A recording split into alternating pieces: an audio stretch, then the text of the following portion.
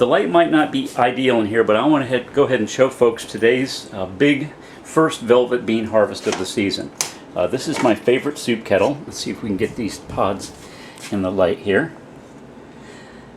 This is just 1/2 filled.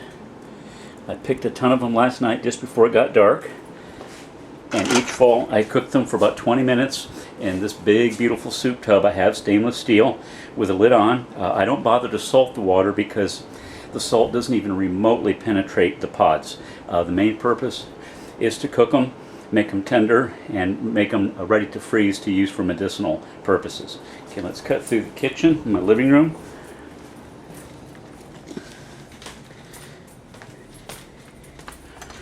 I'll show you some ones up here. They're getting ready to be frozen.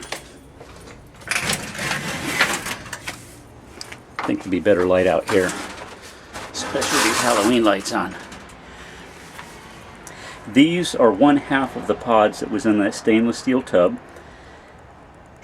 What's important is to really drain them so when you freeze them they don't stick together. So what I did is I just came back from my hour-long bicycle ride and I poured them on top of a strainer and put the whole kit and caboodle upside down on the stove while I was gone. So they're just about dry to the touch,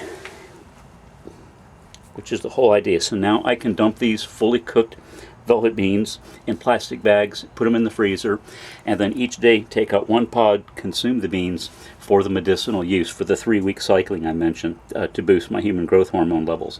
Let's see if I can get one open with just one hand. And if not, I'll cheat and use my teeth. At this point, there we go.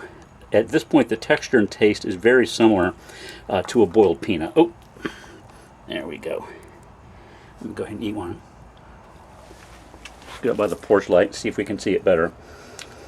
There's a seam along the side, and you just pop them open, and each day take one out of the freezer, let it thaw, zap it, and then eat the beans. Gosh, these taste good. And do it every day for 3 weeks. Stop for 3 weeks. There's another one. Okay, empty pod.